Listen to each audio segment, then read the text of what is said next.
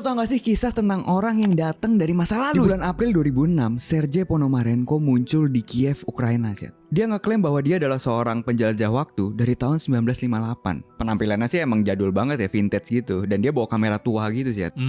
Polisi setempat langsung pada curiga dan nyamperin dia. Nah pasti ditanya, dia itu kekeh banget kalau dia itu lahir di tahun 1932. Padahal tampangnya itu masih muda banget sih. Yang akhirnya membuat polisi mencurigai kalau dia itu kena penyakit mental sih. Pas dimintain ID atau KTP, si Ponomarenko ini ngasih identitasnya itu kayak era Soviet gitu sih. Dan penampilannya itu sama di situ. Padahal udah nggak ada ya Uni Soviet maksudnya ya. Udah nggak ada.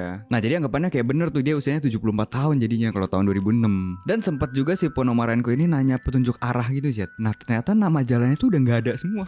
Makanya di situ ya polisi juga makin bingung jadinya. Akhirnya Ponomarenko ini dibawa ke klinik psikiatri buat dievaluasi lah. Di sana dia bilang kalau dia itu punya foto-foto di kameranya. Pas dicek sama ahli, ternyata roll filmnya ini udah gak diproduksi lagi dari tahun 1970-an, Jet.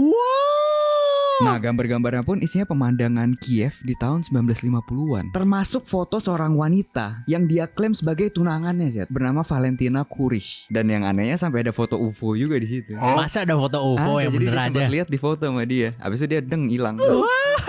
Terus beberapa hari setelah wawancaranya itu, dia tiba-tiba hilang tanpa jejak, Zed. Kemana dia? Nah, pasti cari-cari gak ketemu kan. Akhirnya polisi nyoba nyari tunangannya itu, Zed. Ketemu akhirnya? Ketemu. Dan pada saat itu umurnya udah 70-an tahun, Zed. Nenek-nenek berarti ya? Nenek. Nah, dan ceweknya ini mengkonfirmasi hubungannya sama Sergei Ponomarenko itu. Wow, kacau. Ceweknya ini juga sempat cerita kalau Ponomarenko ini emang sempat hilang.